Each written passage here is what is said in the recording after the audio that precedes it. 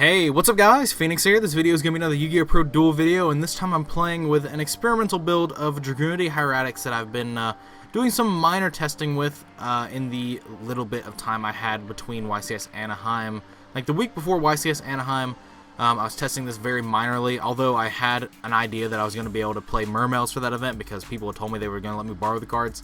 I didn't have any like set in stone capability of knowing what I was going to be playing Mermail wise, so I decided to playtest this because it was really the only other deck I had that I could see myself playing and doing well with, because the only other decks I own at the point in time are like DDD, which sucks because we don't have the structure deck, and then Herald, which is also very subpar right now because of the heavy presence of Paleozoics, and ABC Dragon Buster just can attack over Herald.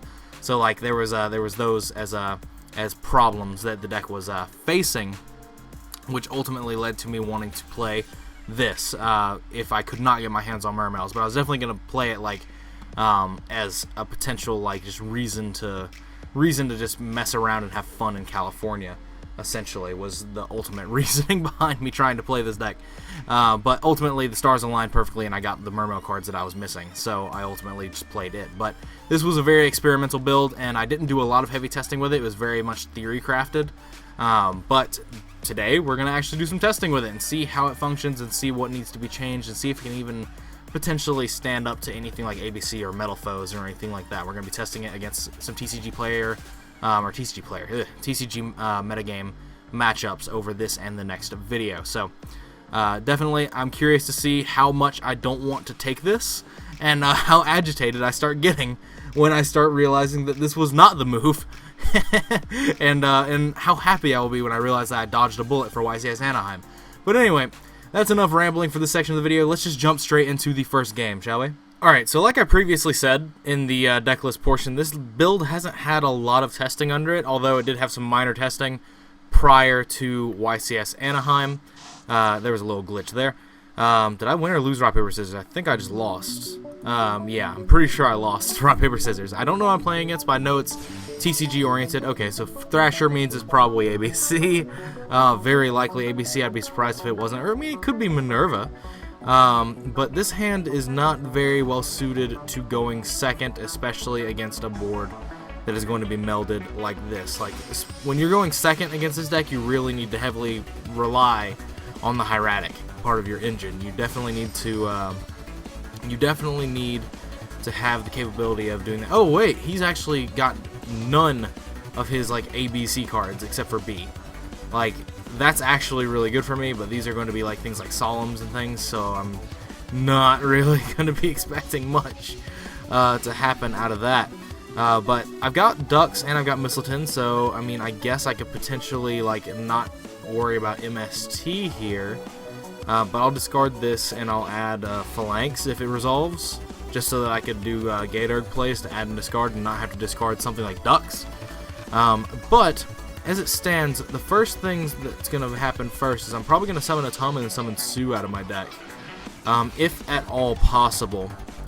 The problem is that this build, because it has such a heavy engine requirement of how it's built, it doesn't really have a lot of space for things like Twin Twister and stuff like that. Now you could cut things like the dragon, whatcha-doodads, the Dragon's Binds, that one. You could definitely cut those for Twin Twisters. You could cut things like the Lechery and the Goliath, but the thing is the Goliath is something I would probably continuously keep in the deck, simply because of how powerful it is. Domaining your opponent is one of the biggest reasons that I want to play this deck in any way, shape, or form.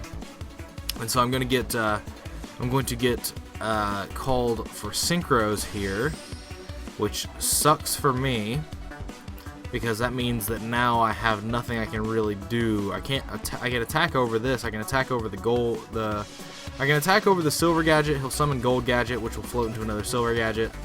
But I mean, there's not really anything else I can do about it. That's the sad part, is I can't do anything about this board. Because I can only attack over 2 of these, so I can attack this, he'll summon gold, I can attack gold, he'll summon silver. And honestly, I'd rather leave those in his deck at this point. I would rather leave those there. That's another big problem that this deck faces, is cards like Dimension Barrier. Going second is just really not reliable for any deck in the format. The best deck that could do it is like Metal Foes and Mermail, but that's an Artifact Scythe. Jeez, he's playing the Artifact build too, that's just really bad for me. And now he's got his field spell. He already has B Engrave, which means he has ABC Dragon Buster live because he already has a level 4. So I'm 100% just not winning this game. There's no way in hell that I'm winning this game, especially after that Dimension Barrier was resolved. Like, this is just such a problem. But I mean, that's just the way that things happen. Like, decks get power creeped out. That's very much how the I guess I really don't want to sound stupid, but I guess that's just the way the cookie crumbles. That's the way the cards have been played. That's the way the die is cast. Like, this hand could have played into this board rather efficiently with the use of Hieratics, because I could have, you know, done plays like that in Dimension Barrier with Cult Seas, and then I could follow that up with a Ducks and go into a Synchro play. Like, that's definitely a very valid option. But did he add A? And then, yeah, he added A, but then he had C in hand. So, okay. I mean, sure. Depending on how this goes, he could make a very, very bad misplay here. And I think he's doing it. Because if he adds back B, he now has to get that B into the graveyard somehow. I think that was, yeah, that's a misplay and a half. He should have just normal summoned A and equipped C from deck. And then that way his C could have specialed the other A from his hand, or the other C from his hand. Because now he just doesn't have Dragon Buster again. So like, he's giving me chances to kill him. And that's not something that he needs to be doing. He needs to definitely not be giving me chances to kill him. And if I draw another Hieratic card, I can either, if I don't draw another Hieratic, I can normal summon a set, or I can normal summon the Phalanx. That's an instant fusion. That's really good. It's not another Hieratic, unfortunately, but it definitely is something I can work with. And so what we'll do is we will activate this Terraforming. So yeah, he made a very bad misplay there of adding back the B, when he definitely just shouldn't have. Because if he didn't, he would have had ABC Dragon Buster, and I would be in a much worse scenario. Like, excuse me? Oh, he should put it back in my deck. I was like, why is there 2 Ravine still in my deck? I definitely just had one go away. But turns out this is a Castel. Alright, so what I can do here is I can Dragon Ravine, discard Phalanx, and then add Ducks. And off of that, I'll be able to summon Ducks, get back Phalanx, and if that gets disrupted by either of these, I have Instant Fusion for Norden to bring back the Phalanx. So there's definitely options here that I have at my disposal. But the problem is that I still have to out all these back row. And I have to out them efficiently. Now the thing is, these Duxes are getting bigger. That's cool.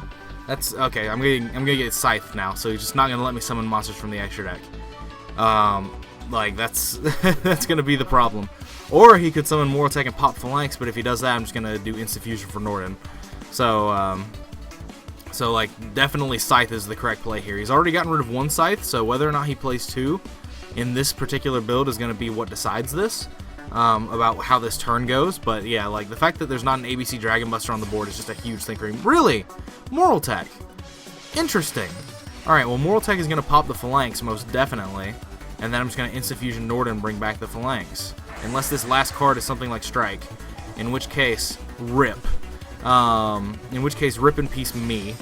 I'm going to lose 100%, and there was nothing I could do about it. Which, I mean, I honestly should have lost this game anyway because of the fact that he should have an ABC Dragon Buster backed up by Scythe and all that.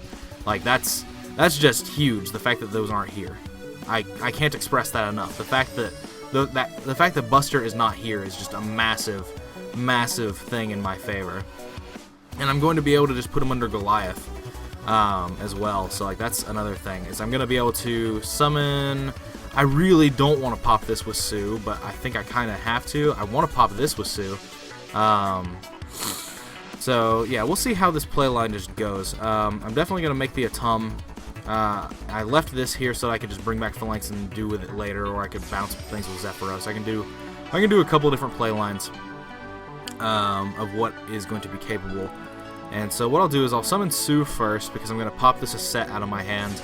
Pop his Union Hanger, because I know he has A and C in hand, or no, A and B in hand, and so he would have a full like amalgamation of parts in his graveyard for the thing, but I really don't want that to happen, so we're not going to let it happen. At least I don't think we're going to let it happen. So from here, we're going to summon Labradorite Dragon, and we're going to overlay these into the Atum. Now, I could have actually summoned the Galaxy Serpent and synchroned up with the Ducks, but I think this is actually just a little bit better of a play line because I'm going to banish one of the Atums, and the other Atum gets a Gaia Dragon on top of it. So it seems alright-ish to do here because I'm going to summon the Red Med out of the deck. I'm going to overlay these into Queen Dragon Jin, and then the Red Med's going to bring back a card, and then we'll be able to keep going.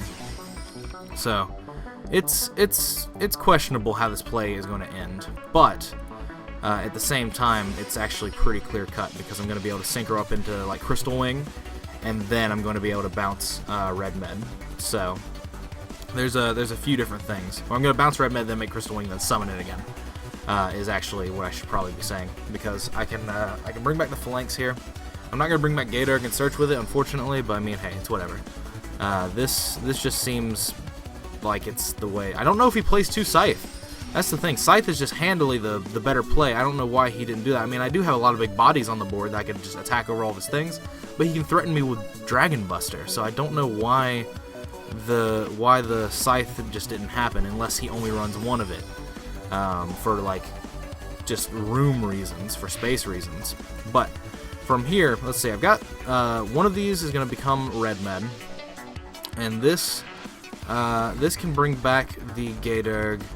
How do I want to do this? I can special a set off of Queen Dragon Jin and do those. I think I need to put Gaia Dragon on top of this, banish it, and then put it back into my extra deck somehow, but that's not going to be the thing. I could definitely... Crystal Wing is definitely going to be a lot of damage on top of this, so we're definitely going to be doing that because it's a level 5 or higher. So we will definitely 100% be doing that. And also, Crystal Wing just naturally outs ABC Dragon Buster, so there is that as well. It just naturally outs the card. And so from here, then we'll just special summon this... summoning this, and then this will bring back something, and this Queen Dragon Jin is going to offer protection for all of my guys except for it, so there is that. But the Queen Dragon Jin can just keep bringing it. I can just keep bringing that back with Red Med every turn, so this is a very like solid position to be in as far as dealing with back row and things of the sort. Also, I could bring back Sue here, and I can tribute this to pop this. And then if that's a Scythe, then it's going to be whatever. Because I'm going to, that actually might be the Scythe, now that I think about it. What was it? It was Beagle Tech. Now, do I want to negate that? Yes, I do. I will negate it, just so it doesn't come out and be a body. And then this will summon another higher level dragon from my graveyard. Oh, really? My time limit is up. How fucking adorable. How adorable is that? I was going to summon my Gatorg back and then overlay these two into like Bouncer, and then that would be really good. That would like naturally out a lot of his plays. That's stupid. That's so ridiculous. This timer thing is pissing me off. The timer thing is always a problem. But what we have here is we have an interesting set of plays here, because we can just play Ravine, get Phalanx, get Ducks, and go from there. Now the problem is that I do not have access into a play line that allows me to extend my combos. That's going to be the issue, but hopefully I can just like summon Crystal Wing and have that be the one card out to the entire situation, because I can't put another Hieratic on board because the ones that I drew were mismatched.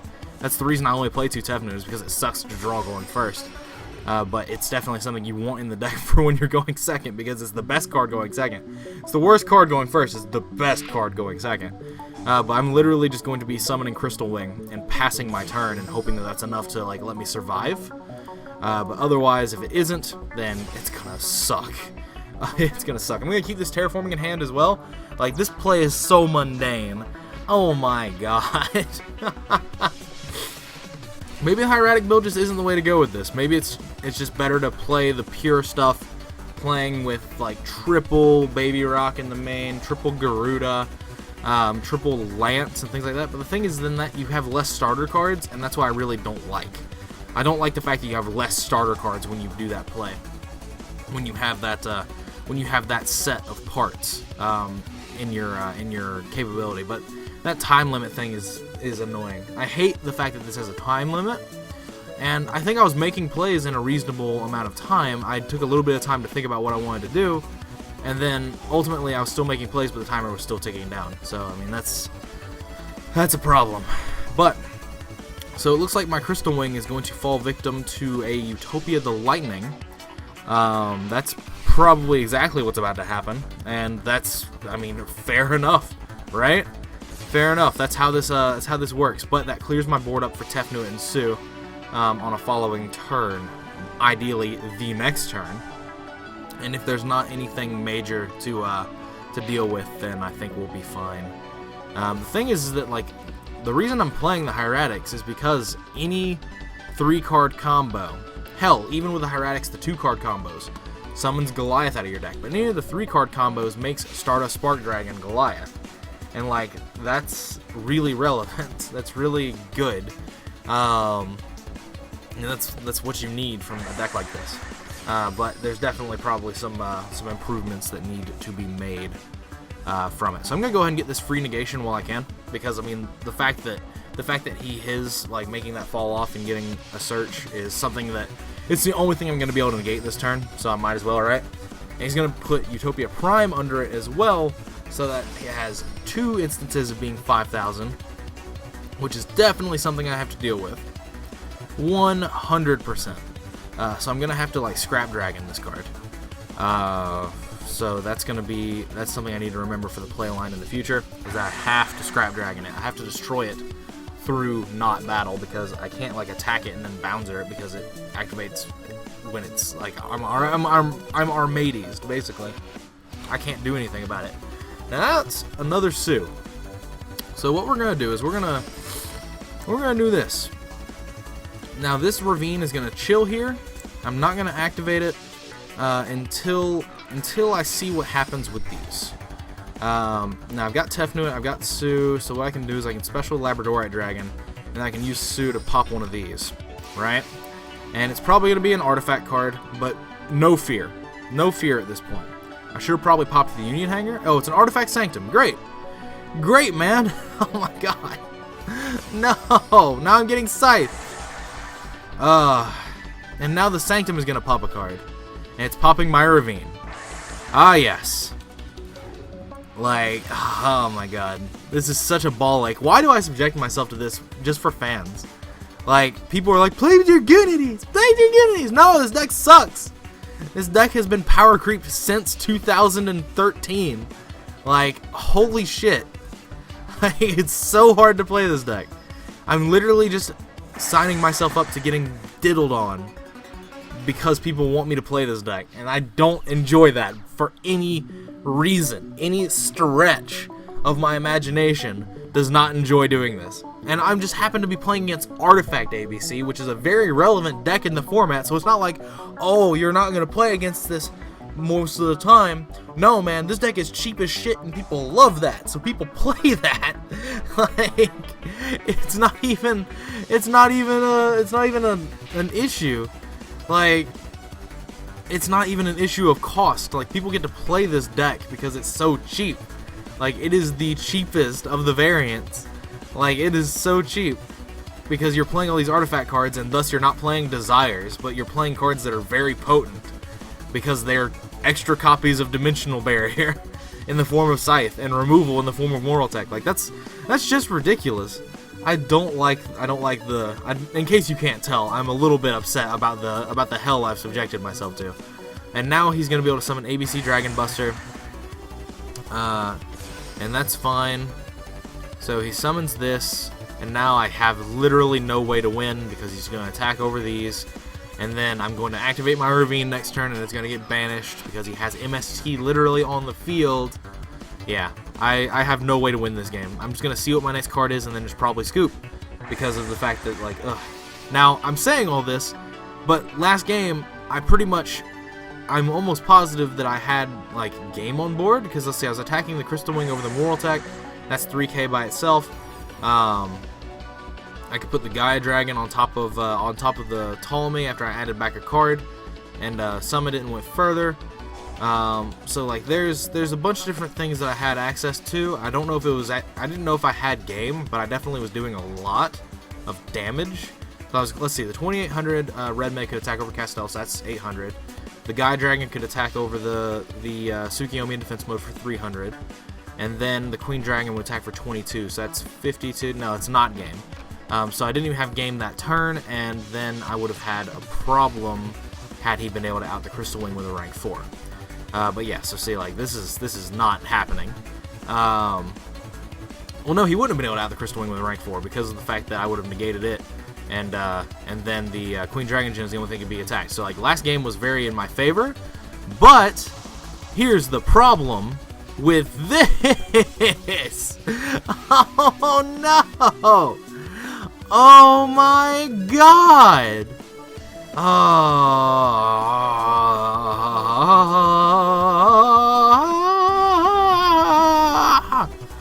Oh my lord!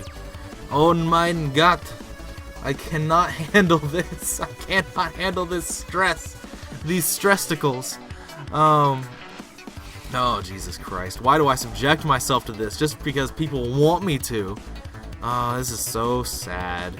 This is so sad. I'm so upset. I need to figure out exactly how I want to play this deck, if I even want to play this deck going forward. There's definitely some options that you have for playing it. Maybe a pure build utilizing Return of the Dragon Lords is an option, like without playing the Hieratic cards. But the Hieratic cards, again, are just additional starters, and they make your deck like at least competent going second. That's the idea. But the problem is that we don't have a lot of draw power in the deck. We don't have a lot of draw cards. Like that's the issue. Maybe the deck's focus is to just like play a lot of trap cards and just focus on summoning like level 8 plus traps. Maybe that's the way forward. But like as it stands, I'm just not having a good time. I wonder why he attacked with these instead of just going into Tsukiyomi in attack mode and then summoning Buster and attacking for more. And it's definitely not incorrect to do the play that he did, but this is just more damage. And then he also gets to see what he draws too. So holy shit, 4. Oh my. Yeah, there's definitely going to be some potential changes that this deck can go under, but the problem is that the fact is that this deck is still just really heavily like hampered by like the way that it functions. It's very fragile, but once it starts moving, I've said this many a time in the past, once this deck starts moving, it does some of the most unfair things in the format. But the problem being, you get things like this, like this, like this, like whoa, another Aset, brilliant. This. Alright, well, I'm not even going to subject myself to this anymore. I'm just going to go on and start contemplating for the next video. So, yeah, I can't win this. I can't. This is so impossible. And I'm going to play this deck for one more video against metal foes, but I just don't think that it's going to have any different of a result unless I can open my Lechery combo. But even then, like, the combo isn't as good as it is in regular builds because you're not playing things like Baby Rock and stuff to make the combo fully extendable. So, like, there's just so many different things that just warrant me wanting to change this build, but also warrant me not wanting to play this deck. I'll always love this deck. Don't get me wrong. I don't hate this deck at all. I will always love it. It's always it will always be my favorite archetype. But sometimes it's time to move on, you know? And that's kind of what I've been doing, but not a lot of people have been willing to do that. Now, it's really cool to just sit down and do solitaire and do combos, but other than that, there's no real merit towards playing this deck. And I'll see people at events, and this is not to badmouth them at all, but like at YCS Anaheim, I had 4 different people approach me and be like, I'm playing Dragunities this weekend. And I was like, oh, hey, that's cool. I almost played that deck too as a joke because it was the best deck that I had on me. Like Herald sucked and DDD sucked, and I didn't know if I was going to get Mermail in time. And so I almost played Dragunity literally as a joke so I'd have something to do for the first 3 rounds while I lost. But like people want me to like give them praise for playing the deck, and I mean, for that matter, yeah, they deserve some praise. But because they're refusing to let go of something that they love playing. But the thing is that if you want success, sometimes you have to be willing to like give up the thing you really want. Like the thing you want to do sometimes has to take a back seat in the favor of being successful. Like, This is some real life bullshit that I'm spouting right now, but it applies to so many things, including card games. But anyway, that's going to be it for this video. Thank you so much for watching and listening to my rant if you felt like it, if you sticked around this long.